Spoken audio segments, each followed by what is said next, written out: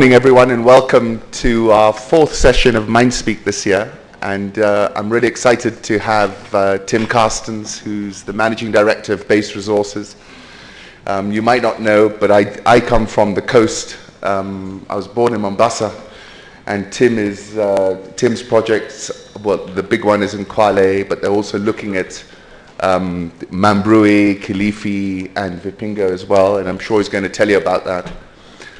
I was thinking about Australia and Kenya and what was the connection, and how it's a wonderful part of this new multipolar world that, you know, everybody's coming to Africa and we should be welcoming them. And I was remembering a very old film, I don't know if you know it, Tim, it was called Outback, I think, or Walkabout. And it was this movie which really captured my mind. I think it was about 30 years old, and this man goes and gets lost in the outback. And it was a very frightening experience in that film, I must admit. But I digress. I'm really excited to have Tim here. Tim's got a fantastic track record. I was looking through his resume: Perlier Limited, Robe River Iron Associates, Iron Ore Company of Canada, St. Barbara Mines, and now this really big flagship project in Kenya. I don't think we've got anything of a similar scale. This is really an opportunity to shape the entire mining and mineral landscape. And I met Tim with His Excellency, the Australian Ambassador to East Africa, not just Kenya. And it was really an exciting opportunity. And my sense was that there wasn't anybody I could think of who had the ability to navigate Kenya, the ability to get this project off the ground. Remember, it had been, it had been in these stalls for a very, very long time. And therefore, without saying much more, I just want to invite Tim to tell us about how he's going to turn this first large-scale international mining project in Kenya into a model for the future and a model for Kenya's aspirations. Tim Carstens, CEO of Base Resources. Thank you.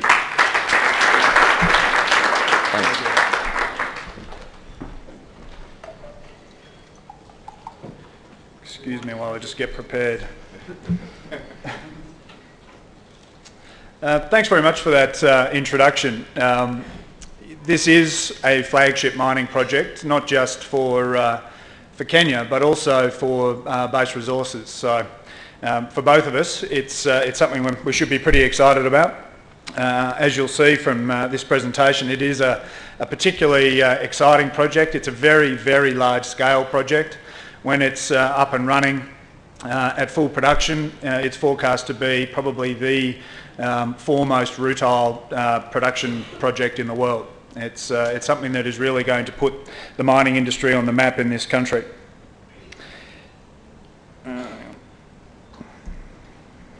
Just the usual disclaimers for a public company. A little bit of background about us. You'll probably be more familiar with the name Base Titanium. That's the name of our Kenyan company that is developing the Kwale project and the other projects we'll be looking to do further to the north. But the parent company that's listed on the Australian Stock Exchange is called Base Resources. We're one and the same thing. It's just that we decided to have a local Kenyan company that is more directly identified with the titanium industry and with this country. We have our local chairman in Kenya is an eminent Kenyan by the name of Professor Joseph Maiva. He's a former head of the School of Economics here, and has been a director of the central bank. He's a very well-known individual, and he's a very effective chairman for our operations here in Kenya. But a little bit about Base Resources. We're listed in Australia. Head office is in Perth. We own 100% of the Kwale project, and it is our number one focus as a project. We've got a very large team with a high degree of expertise in mineral sands from right around the world. We're somewhat of a United Nations of a company. We've also only got 7 people now in Perth. The entire rest of the organisation, which at the moment is about 170 people, are all based down at Akunda. We are owned by a lot of very large institutional funds right around the world. Our biggest shareholder is a group called Pacific Road Capital, which is actually an investment vehicle for a lot of the universities, their endowment funds in the US. So it's quite an international project. We have investors all over the world. And we've got something like 1,700 shareholders at the moment, and most of them are very large institutions, as I said. We have a lot of stockbrokers around the world covering us, including some of the really big global names like Goldman Sachs, Credit Suisse, GMP is a very large London broker, so they're out there recommending this as an investment story to the world investment community. Where we sit at the moment, the market is valuing our company and the project effectively at $250 million. We are sitting at the moment on $135 million in cash, which we need to progress the development of Kwale. We have another $170 million in debt facilities that we haven't drawn on yet, and I'll explain more about that in a minute. And if you run the economics on the project, the NPV of the project is something like $500 million over a 13-year mine life. So it's quite a substantial project. A snapshot of why we call this the Kwale opportunity, both for us and for Kenya. The first thing is we're in the right sector, and I'll talk more about this, but mineral sands is one of the hottest investment sectors in the world, in the mining space. It has really come to the fore in the last 2 years, pretty much immediately after we acquired the project, actually. And one of the reasons for that is it's got a very strong demand outlook, and there are very few projects that are in the pipeline anywhere in the world. There are very few projects like Kwale. So very few projects are able to take advantage of that, and that's obviously putting upward pressure on prices. Kwale itself is what we call the right project. It's large scale. When it's at full production, it'll produce something like 14% of the world's supply of natural rutile. We're quite well supported by existing infrastructure. Kenya has very well developed physical and social infrastructure, certainly by African standards, and generally. The port in Mombasa is world class. It's a very large port, it's very efficiently and effectively run. And down around the coast where we are, we've got access to a lot of very good infrastructure, which you'll see in a minute. We also have a very motivated government of Kenya that recognises that this project needs to be a success if it's to be a catalyst for significant mining investment in this country. There's no question in my mind that Kenya has a very significant future mining potential, and the rest of the investment community around the world is very much looking to this project as a model. So to prove that it can be done and to prove how it can be done. So the government of Kenya has recognised that. They're continuing to play their role very effectively. We have some fantastic supporters who really do understand the potential of this project. One in particular is the new Minister of Environment and Mineral Resources, Minister Makura. He has been a fabulous supporter of this project, and he really does have a vision of where the mining sector can go in this country, and we should be most happy that he's taken over that portfolio. And it's the right time for this project. Most of you will probably be familiar with the Kwale Mineral Sands project as it was previously owned by Tierman. It's got a very long history. They spent the best part of 15 years and they spent about 60 million on it. It is a project for whom the stars have never quite lined up. There's always been one issue that stopped it. Like phone calls. So I'll just, I don't actually have a slide on this, but I'll just digress a little bit and explore the history of this project with you. It was originally discovered back in 1995 and was originally owned by Barrick. It was then sold out of that into a company called Tierman Resources, which then went about developing the project. They went about it completely sensibly, got all the environmental approvals in place. That took quite some time because they were using laws that had never been used in Kenya before and progressing a mining project of a scale that had never been progressed before. So it took some time, and you may remember that there were some issues around that before people really understood the environmental footprint of a mineral sands mine, which is quite different to a gold mine or to a base metal operation, and I'll talk more about that in a minute. By 2006 they were ready to start construction. They had appointed contractors, they'd raised the money they needed, had all of the approvals in place. The one thing they hadn't completed was the relocation of 383 families from the mining lease. And in that process, 7 took legal action contesting the compulsory acquisition. That went to the High Court. By the time that was resolved in 2008, the world had changed and they weren't able to get the financing back up. They'd had to stand down the contractors, and it was a very difficult environment for a project like this. Also, the mineral sands market was pretty depressed. They then tried to get Jinchuan, a big Chinese group, to come in as a joint venture partner. They worked through that process for a year, and at the very end of 2009, Jinchuan pulled out, which really left Tianmen with nowhere to go. Fortunately, we heard about the project at that time. One of my co-directors is a career mineral sands metallurgist. He's also Kenyan by birth. He lived here till he was 20, and so he'd been watching this project for many years and brought it to our attention, and we pursued it from there. So I'm able to say now that after a long and checkered history, the stars have finally lined up for this project. We've got all of our financing in place. The off-take agreements, so our customer arrangements, are coming into place. We launched construction of the project in October last year, and we're working towards first shipment in late 2013. Just a little background on mineral sands, which is what we produce. We've essentially got two products. One is called titanium dioxide. It comes in two forms, which are called rutile, which is almost pure titanium dioxide, and ilmenite, which is low-grade titanium dioxide, about 50% titanium. And the other is zircon. But both are used for lifestyle purposes. For example, the titanium dioxide feedstocks, ilmenite and rutile, 95% roughly of that goes into pigment, production of pigment. Very, very little goes into production of titanium metal, which is what everyone assumes this stuff gets used for. There's very little of it goes into that path. Most of it's used in pigment. Most of that is then used in paint, plastics, papers. Any paint you buy will have titanium dioxide in it. Consequently, it's very much tied to urbanisation and wealth, which, given we've got a fifth of the world's population urbanising at the moment in China, it's having a fairly predictable impact on demand. Zircon is used in ceramics predominantly. About 55% of it is in ceramics. So when you see bathroom ware that's white, the reason it's white is because of zircon. It's an opacifier. It enables things to be white.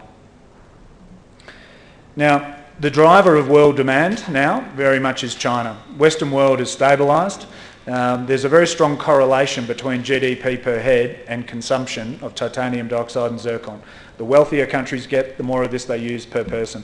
In India, it's less than 1 kilo per person per year. In the US, it's about 125 kilos per person per year. So you can see the potential growth from China and India. We've had a very busy 12 months behind us as we've been progressing this project. We completed a drilling program on the dunes back in February last year. We doubled the number of holes that had been drilled in this project. We now know an awful lot about it. In fact, the only way we would know more about this ore body is to dig it up. It's got lots of holes in it. We then completed what's called an enhanced feasibility study, really just a study looking at how we would develop the project and what the economic feasibility of it was. And it showed a very robust project, and on the basis of that, we've gone ahead and started construction. We raised 163 million Australian dollars last year in the Australian and US and UK markets. We started development in October last year. We raised 170 million in debt facilities, which we'll talk about later. We signed a very large offtake agreement with DuPont, who are now our cornerstone customer. They will be taking the equivalent of it by value of about 50% of our product, or up to that. So it's a very significant agreement. The key to this whole project is the resource base, what's in the ground. Kwale is quite a high-grade project in mineral sands terms. 4.9% of the sand that's sitting in the dune is valuable. So we're only taking away 4.9% of the total volume of the dune. The rest of it gets put back. Then within that 4.9%, we have a lot of the rutile, which is the very high value form of titanium dioxide. And that's what drives the economics of this project. It's big enough to give us a 13-year mine life, only based on the central and south dunes. There's a third dune called the north dune, which has another 116 million tonnes in it, which we're going to look at possibly bringing into the back of the project in due course. It's much lower grade, but based on where prices are going, should be economic. From our enhanced feasibility study, we came up with a capital cost estimate for this project. The direct capital cost is about $260 million. It's quite a substantial project. We're pretty comfortable with that cost estimate. We're now some 7 months into the project, and we see no reason to think we won't be able to do it for that capital cost. Now, it's always easier to tell a story. Oops. If you can find the mouse. With a picture. And an animation's even better. Where we are down in the bottom corner of Kenya, down near the border with Tanzania, is the continuation of a very well-known area for mineral sands, all the way from South Africa at Richards Bay, and it continues up all the way up the coast and into Somalia. Different levels of concentration in different places because the concentration is developed by wave action. So it's an old coastline where waves have concentrated the valuable minerals, and it's different in different places. We're about 10 kilometres inland and 50 kilometres south of Mombasa. So it is what's called a paleo coast. It's an old coast. We don't have to deal with the current coastal issues. We are focusing, as I said, on the central and south dunes. All of the infrastructure as far as processing plants are concerned are all located at the dunes. We're building a dam, which we'll show you in a minute, on the Makura River to provide the processed water supply. All of the people who were living on the central dune, south dune, the tailings area and the flood zone of the dam have all now been relocated. And we'll talk more about how we're engaging with them in a minute. But the way these dunes exist is that they sit up above the surrounding area. They're not particularly tall. We're only digging down about 30 to 40 metres, which is very shallow for a mining operation. There's a thin layer of topsoil, which we move to one side and stockpile, and then it's just a big sand dune. And we work our way down. There are no hard lenses, there are no intrusions into it. It's a very simple mining process. The way we do it, there's no drilling or blasting as there is in a conventional hard rock mine. It's all done by big D11 bulldozers pushing sand up to what's called a dozer trap mining unit, which is a big hopper that's buried into the side of the dune. The sand gets drawn into that, water gets added to it, and it gets pumped as a slurry up to the processing facility. Very, very simple mining method. This is actually what the plant will look like, except the buildings will have walls on them, obviously. This is just to show what it'll look like. It's quite a sizable plant. It's about 700 metres long in total site length. All of the technology for this project is purely conventional mineral sand separation. We're not having to invent anything new. We're buying existing technology to develop this ore body. The project itself has had 2 pilot plant operations run on it, so we know how it works. We know how to go about separating the sand, and we know how to go about disposing of the sand that's left. The important thing to point out with a mineral sands project is you don't add any chemicals to the project at all. There is no chemical addition. It's simply a whole series of physical separation processes to pull valuable sand out from non-valuable sand. Ilmenite is magnetic, so we run a series of massive rare earth magnets over it to pull out the ilmenite. Rutile is a conductor, whereas the zircon and the rest of the material is not. So we run a charge through it and it separates out the rutile. So it's all physical separation techniques, no chemicals. Everything from site gets transported out by truck. It's not a huge volume, even though we're mining anywhere between 8 and 12.5 million tonnes of sand a year, which is a massive number. Only about 450,000 tonnes of material leaves site each year. And it's hauled by truck directly from the mine site up to our port facility at Mombasa. Akunda and Diani Beach is sort of our base of operations, certainly for the expats. And the road takes us directly up to the Lakoni port area. Now, the Mombasa port is on the island, obviously. We own a block of land or plot of land on the south side of the channel. We have to build our own jetty and wharf out about 85 metres into the shipping channel. and then we'll have our own ship loader set up out there. So we're in control of our own port, but we're inside the environment of the Laconia port, of the Mombasa port. So we're using all of the existing navigational support, the shipping channel and what have you. And from there, our products go out pretty much around the world. A lot of our material will go to North America, Europe. Some will go up into Saudi Arabia. There'll be some material going into China, Japan. It truly is a global project as far as its customer base. I mentioned before the production profile. We start mining at 8 million tonnes a year, which is a very, very substantial operation if you think of what the size of 1 tonne looks like of anything. Very front-ended production profile. The highest grade material is on the top where we start, and it declines with depth and as we move to the south. So we have a very front-ended production profile. We're producing the most of our material in the first 7 years. We have a 13-year mine life. Just in terms of the other products, sulphate ilmenite, we're producing something like about 9% of global sulphate ilmenite supply when we're in production, and zircon will be producing about 3 to maybe 4% of global supply. So it's a big project. In order to bring all of this about, we need $310 million to fund it. Now that includes the capital cost of $260 million, includes all the costs of getting the financing in place, of paying interest on the financing through until we get first profit back, and it also includes all the working capital that we have to invest into the business before we finally get paid by customers. The way we're financing that is with a $170 million debt facility, which we've put in place with a syndicate of 7 international banks. We actually won Global Mining Project Finance Deal of the Year last year, which is a reflection of the fact that this is something new for Kenya.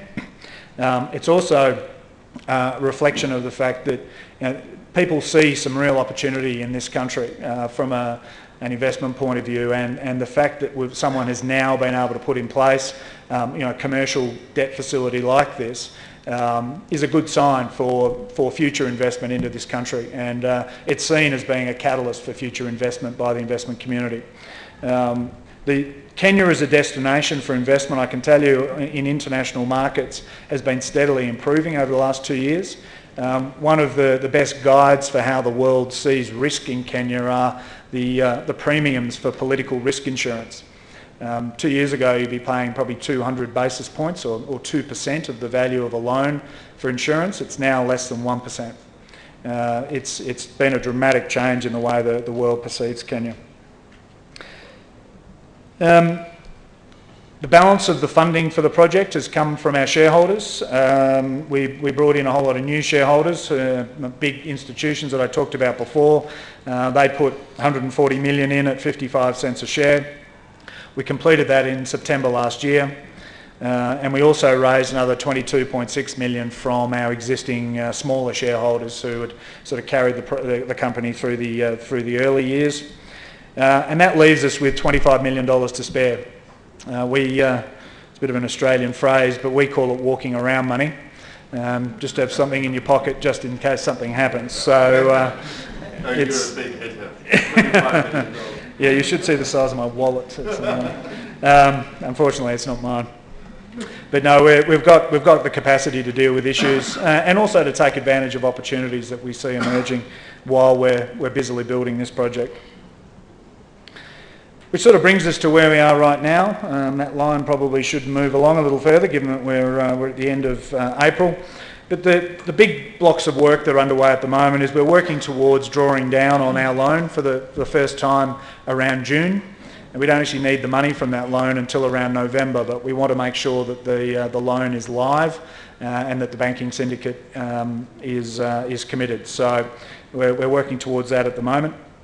The banks who are involved in this are quite interesting. Half of the loan is provided by commercial banks, and they're West LB, Ned Bank out of South Africa, Standard Bank out of South Africa, and Caterpillar Finance, which are it's the finance offshoot of the big Caterpillar machinery company.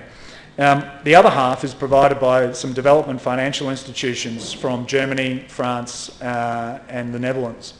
and they've got right behind this project and are very, very active supporters of it. We're also, now that we've got the equity capital raising out of the way, we're now focusing on getting all of our offtake agreements in place, all our customer arrangements.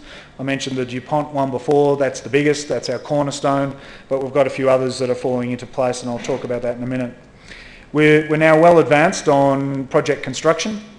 We're working towards having all of the construction complete by August next year. We've actually selected a very specific date that we're targeting. It's the 24th of August next year. Makes it much harder to let that date slip if you've got a specific date to talk to. And we're planning on having our first shipment of product leaving the Laconia port in the fourth quarter of next year. And we've started some exploration activities on a couple of additional projects that we already have our foot on that Alec mentioned in the introduction, and I'll talk a bit about those in a minute. So there's a lot going on at the moment.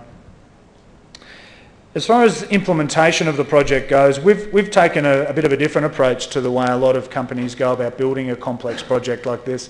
Rather than just give it all to one large engineering firm, we took the view that it's much better to manage risk, or a better way of managing risk is to break it up into individual project components, particularly for a project like this where everything is quite separate geographically but also technically. So, you know, the skill set you need for building processing plants is different from the skill set for building a dam or a port or a power line. So by breaking it up, you can get specialists in each of those areas to build those elements.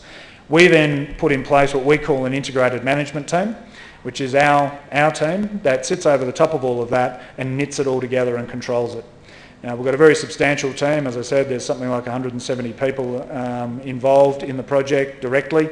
There's probably something like 450 right around the world when you take into account all of the engineers at the various contractors who have been working on the design. Very significant. The biggest part of the project are the processing plants. We've been working on them now for 6 months, but have only just started to turn dirt. There's a very long process of doing all of the detailed engineering design for that, and then all of the procurement, all the buying of the components for what is a $130 million sub-project. But we've started building now. You can see there the starts of our Health, Safety and Environment office. It's the first permanent structure on the site, and there'll be a lot more to follow. The main earthworks are starting in a week.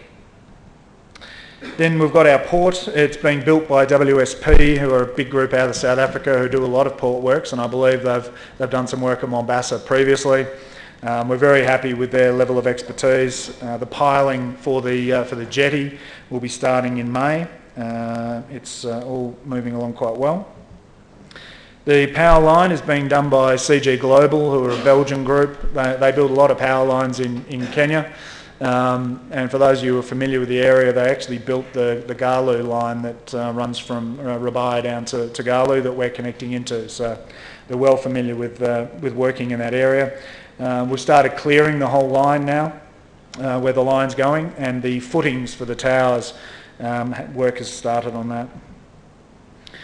Our processed water comes from the Makura Dam. We have a permit to build a rather large dam there and abstract water from it. It's about an 8 gigalitre dam, which is a lot, 8 million litres. It's a large dam. The wall itself is about 400 metres long across the top. It's about 28 metres high. It's quite a substantial construction. The photo you can see there is about almost 2 months old now, maybe even a bit longer. That cleared outline you can see is actually the footprint of the side of the dam wall, so you can get an idea of how thick that wall is at the bottom of the dam. But that's underway. The river diversion the channel is being concreted at the moment, and the embankment and spillway construction is underway. Tailing storage facility, it's really just where we where we store the leftover sand and clay, particularly the clay. One of the opportunities from this project in the future is for us to have a look at how the local community can make use of the clay we separate out, because the sand dune's made up of non-valuable sand, the material we want, and also has quite a bit of clay in it. Through the processing of our mineral, we separate out the clay.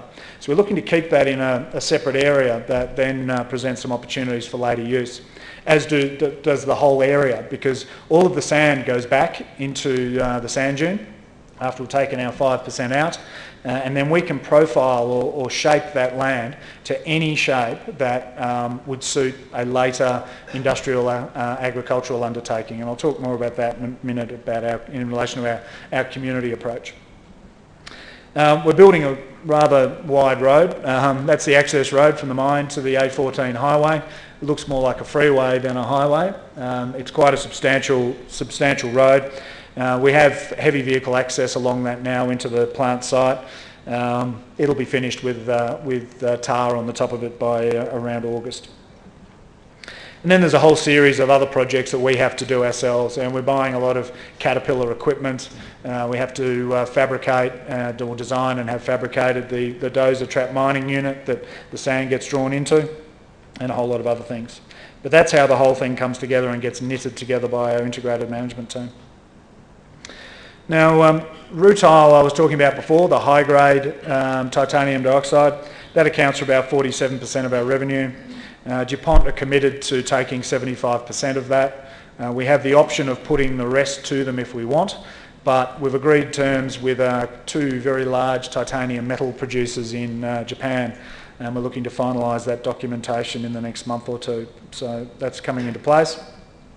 We've signed a contract for 100,000 tonnes a year of our ilmenite. We produce 330,000 tonnes a year of ilmenite, and we're sort of knee-deep in discussions with about another 5 parties at the moment for the balance of that production. So I'd expect to see those contracts fall into place over the next 6 months or so. On our zircon, we've agreed terms on 50% of our zircon, which is 15,000 tonnes a year. That contract will be finalised over the next month or so. We've got some discussions underway on another small block, and then I think we'll keep the balance uncontracted so that we can sell it on the world market on a spot sale basis, because at different points in time there are some very significant premiums payable in the market for good quality zircon like ours if you're able to just ship individual shipments around. So we think we're going to keep some of that back for trading. And that's all great, but what does all this mean for Kenya? As I said, we see this as a real key to unlock the potential of the mineral sector in Kenya, but also as a model for operations. Now, while that's a feature of this project, it's also a very important part of the way we see this project and the way we're going about it. We are going about this in a way that sets a benchmark for how mineral projects should be developed in this country. This is our contribution, or part of our contribution to the mineral sector in Kenya, and I'd be lying if I said it isn't a big part of why we as individuals are involved in this project. We are quite excited about the contribution we can make to developing the mining industry in this country. The project itself has a very direct and significant impact on the economy. Firstly, we're 256 million in direct investment that we talked about earlier. This project by itself will more than triple mineral sector export earnings from this country. Over the life of the mine, there'll be about $2.2 billion in sales revenue, which contributes to GDP, obviously. It will replace coffee in 4th place on the export table. It's a very, very significant impact. Just by itself, it adds 0.6 to GDP. About 350 million, depending on what sales price assumptions you use, but about 350 million in total tax and royalty payments to the government of Kenya over the 13-year mine life. And because of the production profile I showed you earlier, most of that comes in the first 5 or 6 years. So there's a very significant revenue contributor to Kenya. And then obviously it has a very significant multiplier effect in terms of economic stimulation around the south coast in particular, but also Kenya more generally, because all of our costs are going to be spent through Kenya one way or another. So we'll be quite a big user of services. And also there's the skills development side of things. From an employment perspective, the project employs about 1,000 people during construction. And around 350 in operation, so it doesn't employ a huge number of people directly. But of that 350 in operation, we're developing this project with about 37, maybe 40 expatriate experts in mineral sands and mining. The balance of 310 people are all coming from Kenya. So we're very focused on ensuring that we maximise the employment opportunities in Kenya. Beyond that, beyond the startup, we're working on reducing that number of expats by training up locals into those senior roles. The plan is by the time we close this, we should have no more than 5 expats involved in the project. So, and the question is, how fast can we get there? We think we can get there in about 5 years. But that's our challenge. But beyond the direct impact, I've mentioned it several times, but the biggest impact this project can have is as a catalyst for future mining investment in this country.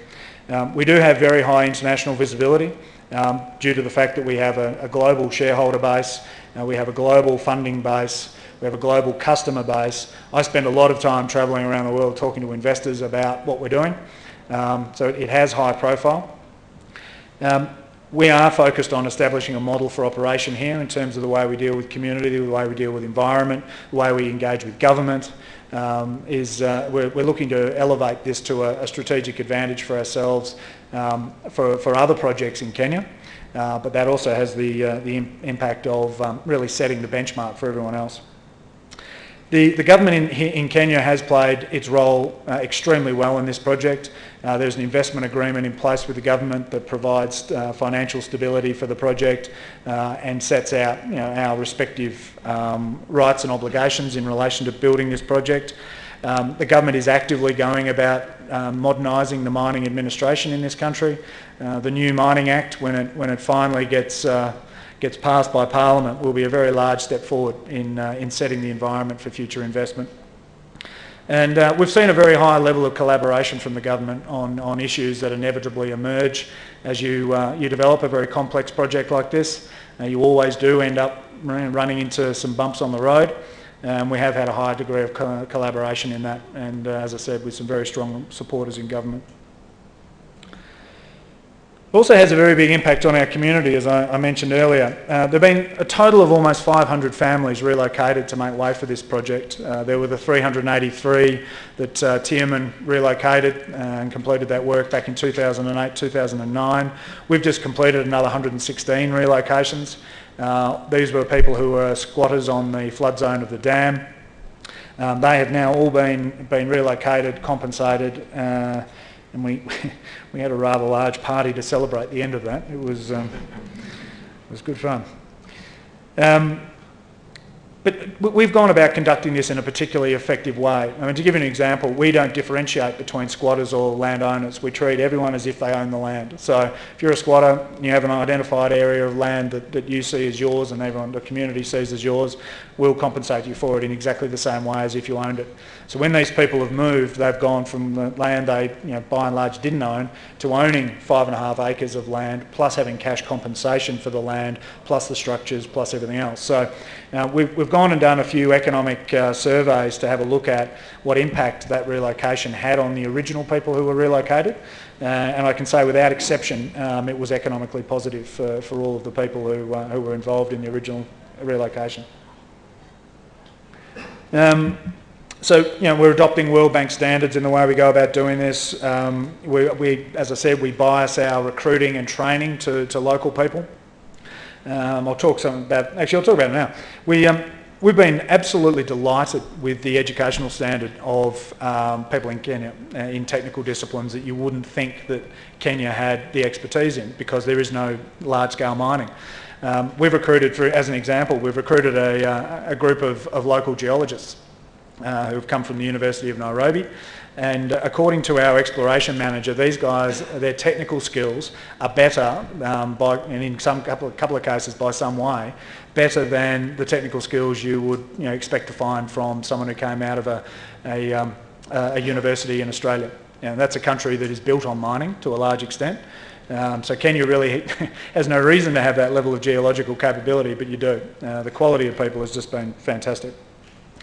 We're also developing a lot of infrastructure locally, building schools, roads, water schemes, dispensaries, various other infrastructure. We've got another suite of infrastructure we need to build, but we're just waiting on the government to tell us where they want us to build that. We've been trying to get them moving on that for about 18 months now. It's a bit of a frustration for us because we would like to get that done, and certainly the local community would like to have it done as well. We also need to look at what land use this site gets put to after we're completed. One of the principles that we hold very dear within Base is that if we leave this site after 13 years and all we've left is a memory of how good it used to be when the mine was running because of all the jobs and the economic opportunity, then we've failed. We need to find ways to make sure that we permanently float the community's boat so that when we're gone, they're set up to take advantage of various other opportunities in the area. Now, that's going to require the establishment of other employers, other industrial opportunities in the area. And there are a few contributors to that. The bypass road around Mombasa to get around the ferry will have a big impact on opening up that south coast area to industry. The other opportunity is that once we're finished, as I said earlier, we can leave that land in any shape. We can just doze it to any shape it needs to be. We'll be leaving a power line, we'll be leaving a dam, we'll be leaving a road. A perfect set of infrastructure for an industrial agricultural undertaking, whether it's palm oil or sugar cane or whatever else. There's a real opportunity to build something pretty substantial on a very large area of land. So we're starting to engage with government now on that, because while it seems like a long way away, 15 years from now, you need to get thinking about that now so that we can be factoring that into the decisions and the things we do along the way. Now, the reason we focus on community, you'll hear companies talk about corporate social responsibility, and I don't like that phrase because it makes it sound like it's something you need to do above and beyond the way you run your business. We see this as being an integral part of the way we do business. We are very much focused on establishing what we call our approach of mutual benefit between the community and ourselves, the government and ourselves, and that obviously takes into account the environmental performance of the project as well. The way we look at that is, we need to have a community feeling like it's getting its fair share of the benefit of this project if we're going to be able to get what we need from the community to run that project. So at a simple level, it's all of our employees living in an embracing environment in the local community where they're welcomed in, rather than being, they're connected with the mine that's ripping us off. That's at one extreme. At the other extreme, obviously, you've got to have a population that feels like they're being supported by the project, or you end up with protests. So we're very focused on that, but it's also because we have aspirations to continue to develop mining projects in Kenya. We have our foot on a number of other opportunities, and we can see some other areas outside mineral sands that we'd like to start having a look at as well, because of the presence, the business model, and the approach we're developing here in Kenya now. The reason for the importance of community is that if we want to go and do one of these other projects, if you have to try and force your way in as a mining company, one, it's not personally a particularly satisfying thing to have to do. Secondly, it adds years to the development time frame for a project, and it can make the thing impossible to develop. What we want to do is get ourselves with the reputation of engaging with communities such that when we go to develop Kilifi or Mambrui to the north, we're being invited in rather than having to push our way in.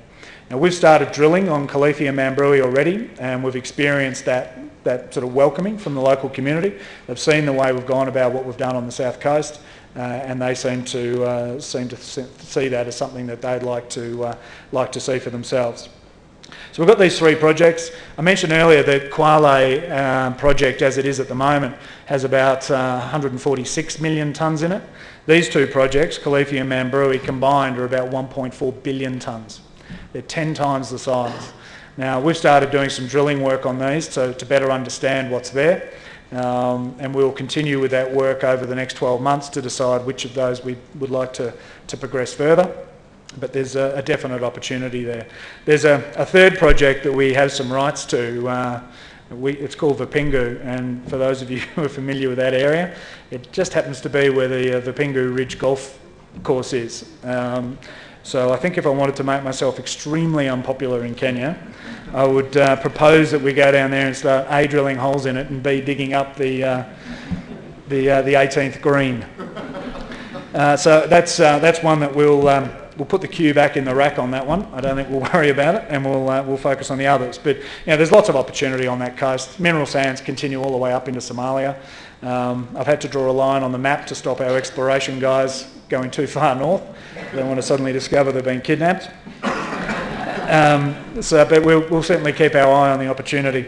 And as I said, we'd like to now start having a look at some other opportunities elsewhere around Kenya. So you should expect to see the name Base Resources and Base Titanium a lot more, and hopefully associated with a lot more positive press coverage for one, but also positive discussion. We think we're going about this in the way mining projects should be gone about. As Australians and as an Australian mining industry, we're very proud of our record. We think we can bring an awful lot of benefit and skills to East Africa in the way we go about developing a mining industry. So watch this space.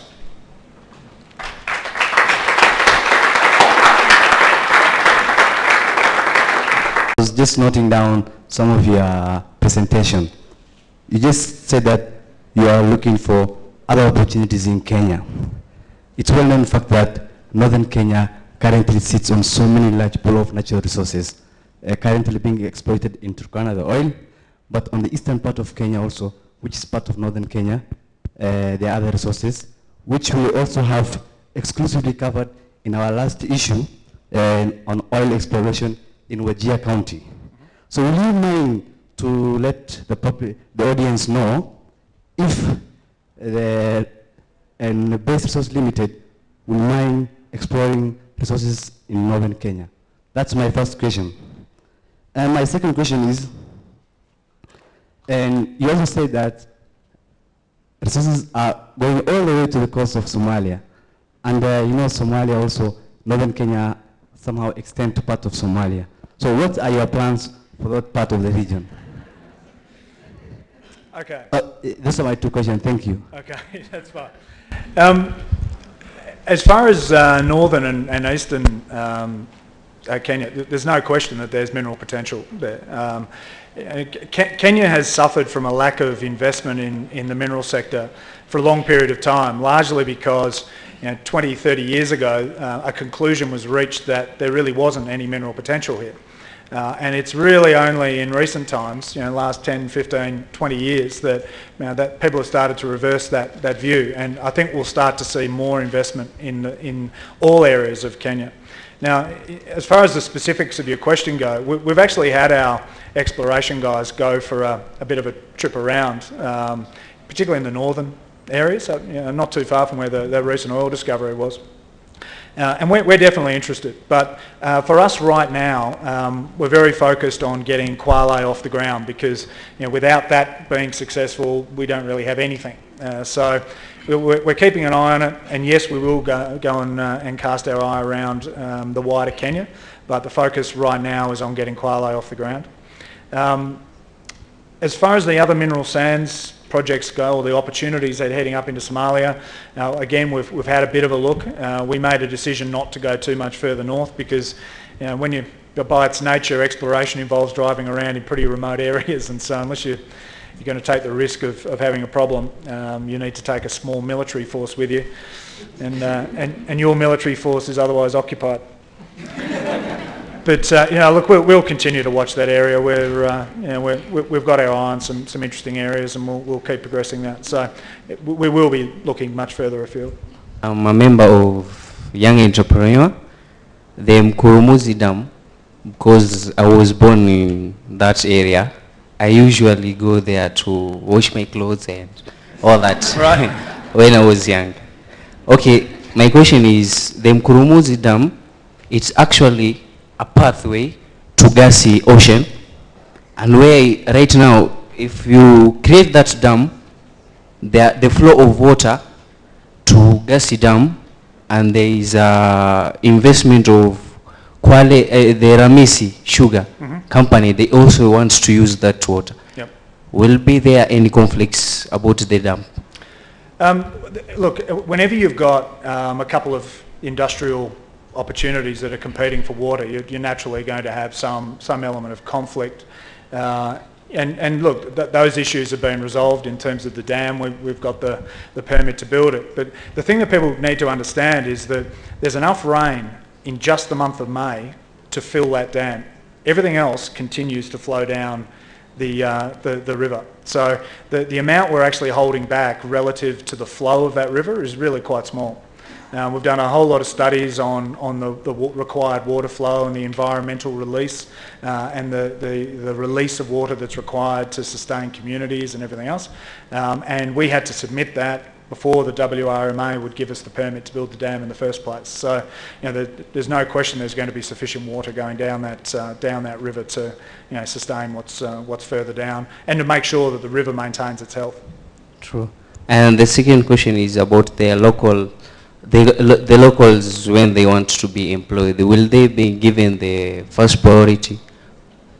Absolutely. We have a system which gives first priority to people inside a very tight circle around the project, and then it sort of cascades out from there. So the local population, in fact the people who have been relocated have the number one priority for jobs, and then the people in the local area also have sort of the next level of priority out from there. So definitely. All right, thank you very much, team. I must say that was a really, really good presentation. And just like Ali Khan, I had the same reaction. It's an amazing project in terms of scale. So that makes me wonder, to what extent do you use information technology in this whole picture? And if you do, what are the critical, what would be the first thing you'd change going forward with the systems you use now and the way you see things going forward? Okay, how do I answer that? From a managing of a complex processing plant, the IT of that, it really comes down to process management systems, which are, they are what they are. They're very specific, very much tied to who you acquire the particular equipment from. So the process systems are designed specifically for our project. The other IT, it's something we're actually developing now. We've got a very capable guys, Kenyan, who's working on that for us, on how we knit our various offices together. One of the big challenges for us at the moment is that we're a parent company in Perth. We've got the operation over here. We need to have the ability to flow information between the two.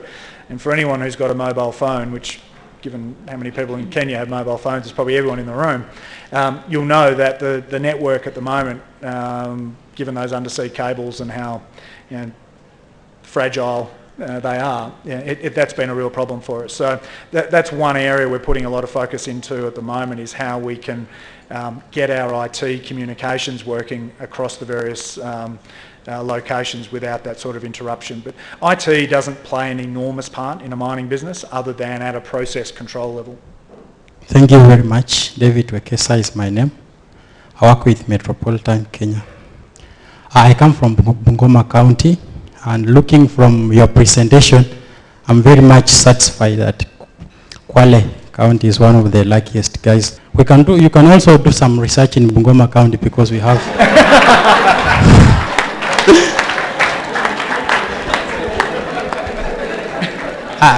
actually, because we also have Mount Elgon, But my major interest is, I working with the insurance company. Mining has been one of the challenges to the covers given to the workers. Being the CEO of this particular company that deals with mining, mining is one of the exclusions in insurance services. So now, I know you have workers. You have downs and ups in your life when you are sleeping and you find that one of your workers is not okay. What are the challenges that you are facing at the moment, and what solutions do you have for them, since we are here to give you solutions? On your first comment, I can't choose where the minerals are. Look, with workers' compensation insurance, workers' insurance, we actually have a complete program of insurance covering all of our mining workers. So I'm not I'm not sure, how the exclusions work on policies and what we may be doing differently that gets us around it. But all of our employees are covered for insurance. We've made the decision to extend it beyond just things that happen to them at work. Our guys are covered if something happens to them, outside work. So if they have an accident at home, they still get income protection. So I'm not familiar with the detail of that. We have insurance brokers and others who have put that together, but we definitely have insurance coverage for all of our people. You've told us the good things, so it's good to know what you guys are also facing. And the other thing is, on the side of development, Kenya is a country that is trying to develop. So for the mineral sand, I see we really don't have a lot of mineral. We don't even have any mineral country that is a company that is doing that. So is there anything that Kenya gets from you, which probably should be cheaper for us because it's from our country? Because most of the time, like coffee is exported, so we get the final product and we get it expensively. Is there anything that we get from your resource that makes us even a bit better to continue with development? Yeah. The volume of our product that actually, or the product from Kwale that actually makes its way back into Kenya is relatively small. There isn't a huge intensity of use of paint here relative to what it might be in the United States or Canada or Western Europe or even China. There is some of it that comes back in. One of the things we're doing some work with at the moment is talking to DuPont about getting some examples of their products that they know are sold back into Kenya, so you can understand what form it takes when it comes back into this country. Trying to secure discounts on that sort of stuff from third parties, that's overcomplicating things. Where countries like Kenya need to focus is on getting a fair return through tax and royalties. Royalties really are the key to getting mineral wealth, and the royalties need to be set in a way that encourages investment, but gives enough back to the country to enable it to develop its infrastructure to further support mining investment. The more infrastructure a country provides to a miner, the more it should be able to charge in royalties. So it's kind of a virtuous spiral, and that's where the focus needs to be, not on trying to force companies into value addition or trying to artificially get cheaper inputs coming back into the country. You're better off focusing and keeping it simple on that royalty return. One of the areas that I think, if Kenya really wants to open itself up from a mining perspective, the critical thing is getting the infrastructure in place. There are lots. It's a bit different for us because we're close to Mombasa, so we don't have to build large rail lines and all that sort of thing. But there are plenty of coal deposits and iron ore opportunities in this country that are not going to go anywhere until there is a rail line to support it. The existing rail line being narrow gauge and not particularly well maintained and what have you, and only really running through the middle of the country doesn't help a lot. So for an iron ore operation, you've got to find something truly massive, and I'm talking 1 billion tonnes to justify building a rail line yourself. So that's an area where Kenya needs to focus.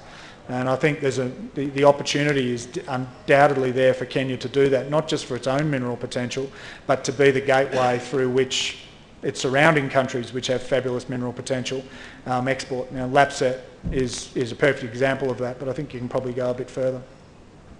In terms of challenges, the challenges evolve over time as you move through different phases in the project, and to be honest, when I first started this, the biggest challenge I had was getting the foreign investment community to believe that we could do this, and that we were going to be able to get the rights to the project and hold on to them, and that Kenya was a reasonable place to invest that sort of money, and that we worked our way through that, and obviously by virtue of having raised the money we have and having the debt facility in place we have, we've been able to cross that bridge. Some of the other challenges are getting permits and approvals and all that sort of stuff issued on a timeline that fits in with a project. Now that's not unique to Kenya. I have the same problem building a project in Australia. trying to get, once you start building a project, because they're so complicated, you've got so many people doing things that need to all fit into sequence, you can't afford to have the government contribution to that being out of sequence, or suddenly the project stops and it gets extremely expensive and sends a bad message to investors. So trying to manage that and keeping that on track, that's one of the challenges. We haven't had any issues that have caused us huge problems, but it's a challenge. What else? They really have been the major problems we've faced thus far. We had some issues for a while around security of tenure. One of the problems, and I think it's an issue that Kenya really does need to focus some attention on, is the precision with which things like land titles are managed, so that it's really clear and it's safe. If you're a foreign investor, on your list of things you want to see in any country you go and do business in, absolute number one is certainty of tenure over the area you're investing in. Second one is security of fiscal regime, those sorts of things. But the tenure issues and making sure that there are no holes in the system is something that needs some work still. My question is similar to the investment. You mentioned that you're seeking funding from locally, from institutional investors. Did you ever consider listing your local subsidiary in the securities exchange? And yes, because I think a lot of Kenyan investors were mostly speculators, so we're in for the next big thing. So regardless of whether we really take consideration of risk, we hear the next big thing and we're into it. So I think that will have really helped you out in seeking funding. And and it will also help you reduce your transaction exposure. My second question is, I'm really curious as to what you do with your waste products. Okay, the first question first. One of the things I've learnt in my time in Kenya, this is actually my 28th trip to Kenya. Most of the ministers and political types think I live here because I seem to be here all the time. One of the things I've learned is that the Kenyans, as a general rule, have the perfect psychology for a mining economy, because lots of entrepreneurial spirit, optimistic, always looking for the next big thing and how do I get involved in it. And that's what the mining industry is all about, because you don't know what you're going to find when you start exploring. You hope for what you might find, but when it all goes right, it goes spectacularly right. So from a psychological point of view, Kenyans have got the perfect makeup to get involved in a mining industry. The reason we didn't go down that path was that, from talking to people at that early stage, we just didn't get the feeling that there was enough of an understanding about a world-scale mining project and what that means. Now, I think people have been educated quite a bit over the last 2 years. For us, listing either the parent company or the sub over here earlier would have just been an extra degree of difficulty we just didn't need, and I don't think would have yielded the results.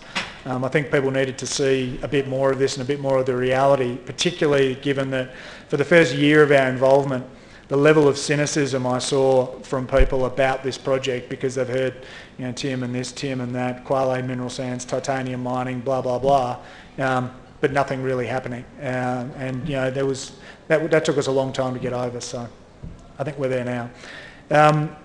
The second question was about our waste products. One of the things with mineral sands is that all you're really doing, if you can imagine going down to the beach and picking up a handful of sand and sifting it to take out the black sand that's of value, and then you throw the handful of sand back into the sand. That's a gross simplification of what we do. So basically all we do is take out the material we want, which is 5%, and then the balance of the sand gets put back into the area where it was taken from. The only waste products from this are sand and clay from the processing. Beyond that, you obviously have CO2 emissions and various other things, but we're studying ways to mitigate those exposures. But there's very, very little waste product here.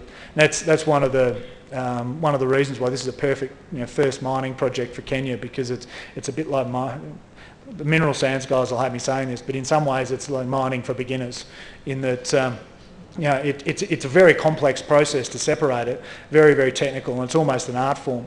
But it doesn't have the big environmental challenges that a lot of other mining operations have, and it's relatively simple. I knew you were going to be good the time we had some drinks at the Sankara, so I'm really glad, and I really appreciate giving us the detail around this really important project. I think so many of us have heard Tiananmen, we've heard this, we've heard that, but it was really a fantastic presentation, and I'm grateful for you for being so open, taking all the questions, and I hope that in this public hearing and dealing with them in such a very serious and thorough manner.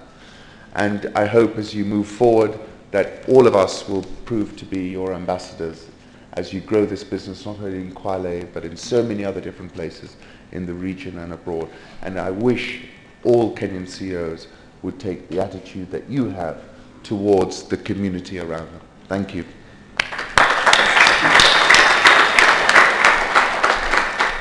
Thank you very much for that. There's actually some feedback I'd like to give all of you. I do presentations all the time to all sorts of different forums around the world, and I have to say this is the most engaged audience that I've spoken in front of. Some of the most insightful questions I get asked. By and large, people don't really drill into questions and ask things that they think are difficult. And I would encourage all of you to continue to ask those questions, not only of us as we continue on, but any business operation in this country. And it's up to people to keep the industry, or in this case the mining industry, honest. Feel free to keep asking us questions at any point in time and hold us to account for doing what we say we'll do. So thank you. First of all, I'd really like to thank the CEO of Base Resources, Tim Carstens, for a wonderful MindSpeak session. I want to thank His Excellency Jeff Tooth, the Australian ambassador to most of East Africa, including Kenya.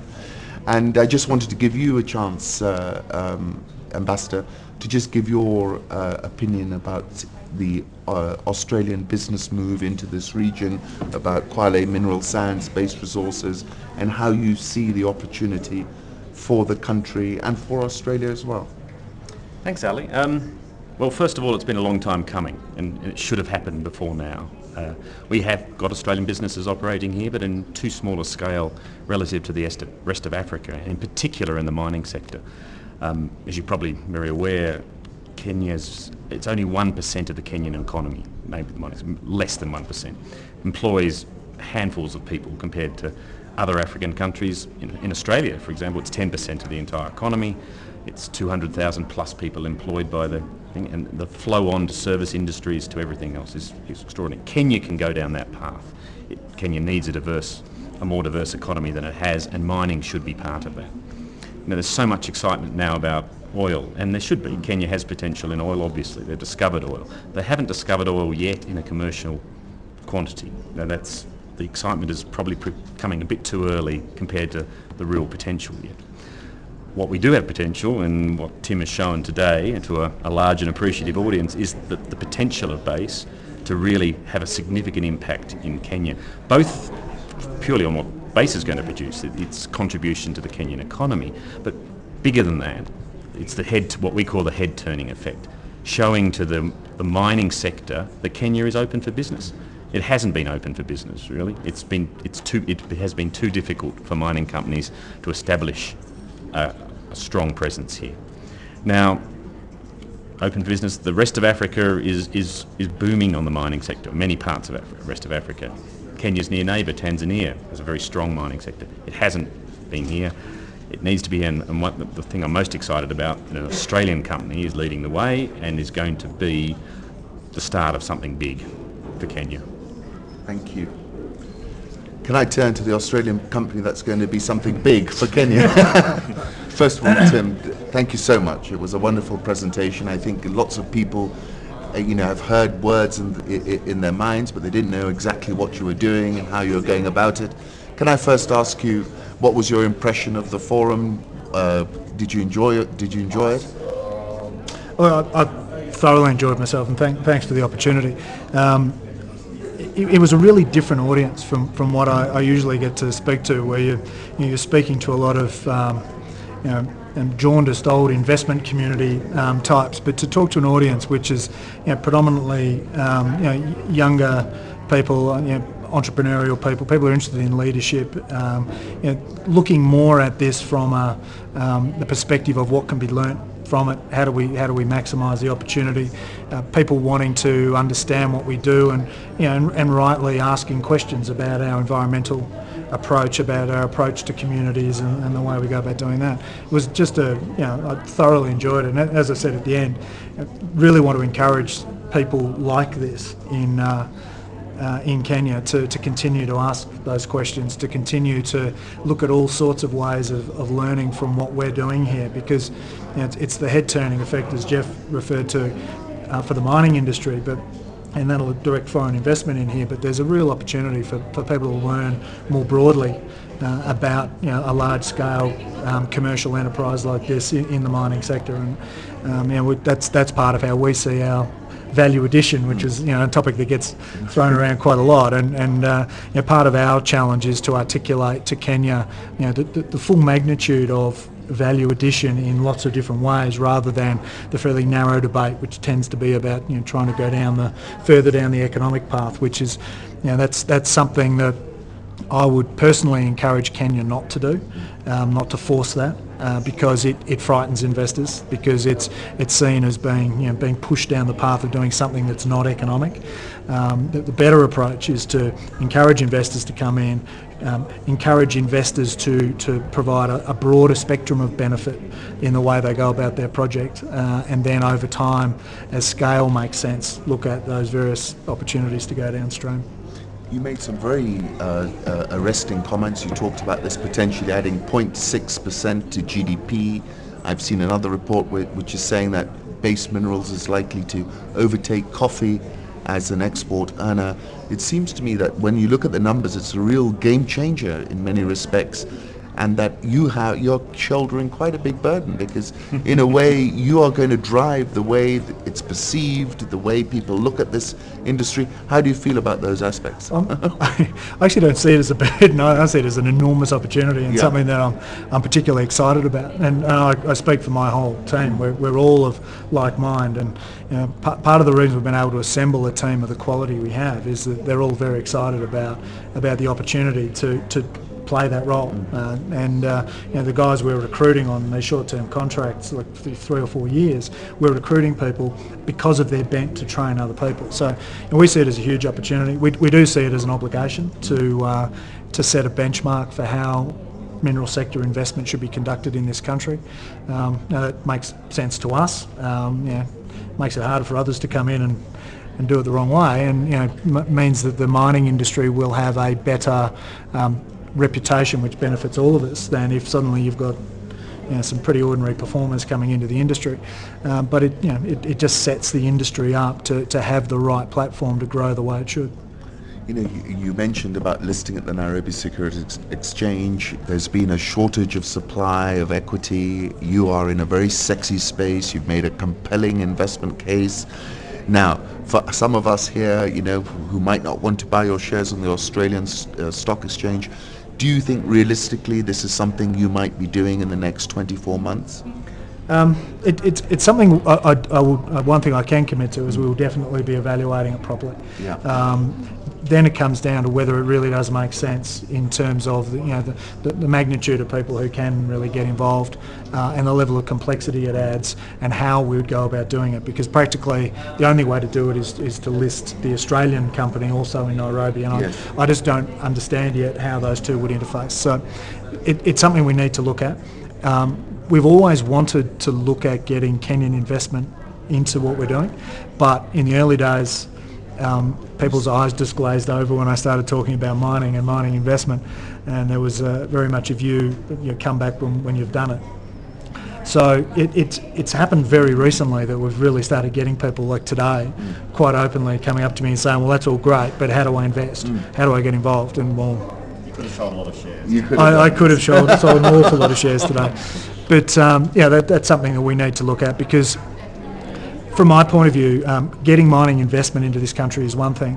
what's going to complete that cycle and really drive the overall benefit is when Kenyan money starts getting invested in these projects and is starting to benefit from the profitability of these projects. That's when you start building the virtuous circle, really building it. So that's something that, you know, it's obviously a part of what we'd like to do, but it's a question of finding the right way to do it and the right time. You've seemed to be doing lots of exciting things around the community, you know, your job portal, the way you are structuring the job offers, your engagement. You mentioned that you've done a number of barazas. How did you evolve into this person who's engaging in this manner? Is this something that came upon you, that you learnt about as your careers developed, or you know you analysed the landscape? What drove you to do? It's such a win-win 21st century way. It's really the way people should be doing business. It is. I mean, I think, as I said, I had a question about this in the discussion earlier, that it's a function of the way you learn, particularly in the way I learn, anyway, in the mining industry, where most of my time has been spent being involved with very large mines that are in extremely remote places, with very large towns that are built around those mines and have no other reason to exist other than that mine. And you learn very quickly that your fortunes are inextricably linked with those of the community. Unless they feel like they're getting their fair share of benefit and they're being brought along for the ride, you will have difficulties, so that's shaped it partly. I think I also, just inherently have a natural bent for wanting to bring people along for the ride on things we're doing. I enjoy articulating what we're doing and where we're going, and encouraging others to get involved and grab the opportunity and their participate in the opportunity that's there for them. And look, it's not just isolated to me. I mean, it should be just about me. The whole team that we have at Bus thinks along very similar lines. I mean, Kwale, who's sort of my key co-conspirator in this, he thinks exactly along the same lines. And with his Kenyan background, he understands the psyche of the community here and how they feel they need to participate. Now, we've been talking predominantly about the Kwale Mineral Sands project, but you've got three other ones, I believe, Mambrui, Vipingo, where you don't want to dig up the golf course, and Kilifi. But do you see a future beyond those? I mean, you've laid out these next three, but is there a path for base resources to grow beyond that? You were talking about all these other sites within the region. I mean, is that where you're looking to be 5 years down the road? Are you going to be a lot bigger than what you've been telling us? Absolutely. I mean, we quite unashamedly would like to see ourselves in, and we talk about it internally, is in 10 years' time, we'd like to be the preeminent African-focused mining company. Now, what does that mean? It obviously doesn't mean the biggest, it doesn't mean the most operations, it doesn't mean any of that. What it means to us is that when people are thinking about truly successful mineral development in Africa, we're the first company they think of. And the way that would manifest itself to us would be, governments and communities are inviting us in to projects, employees seek us out, other companies seek to emulate us. But that's what that would look like, and that's where we would like to see ourselves. So for us, Kwale is very much a vehicle to one, open up our capital base and our base of operations in Kenya, but also to refine our business model in terms of the way we go about developing projects in Kenya, in Africa generally, but Kenya specifically. The way we go about government relations, the way we go about community environment, and the capability and the reputation you build around that. Because one, it sets us up with a very, very strong base to go and develop these other projects we already have our foot on. But other companies who are doing really good exploration work elsewhere around East Africa and Kenya in particular, they're going to run into the wall of challenge around transitioning from having found something in the ground to turning it into a mine. And it takes time to develop that part of the project, and it's the hardest part to get support for in the wider community. So for us, our ability is to come in and take some of those projects on and take the development process through. So that's the way we see part of that opportunity. And quite apart from that, it'll be grassroots exploration, putting holes in interesting places. And are you allowed to speak about your share price? I mean, can you make a forward projection? Where do you... Not allowed to do that. No? But look, I think we've got a long way to go in terms of seeing the true value of the company reflected in the share price. Part of that's people just want to see us get a bit further down the path in building. It's, the psychology of equity markets is interesting, as you know. Yes. People like to see concrete things coming up out of the ground rather than talking about it. So, we're getting very close to the point where the main processing plants will be coming up. So, I think it'll, next 12 months we'll see a re-rating. But I don't know any managing director in the world who doesn't think his company's undervalued. Tim, thank you so much. It was a Most wonderful welcome. session. Thanks for the opportunity. Tremendous guest, and I thoroughly appreciate it. Thank you. And High Commissioner,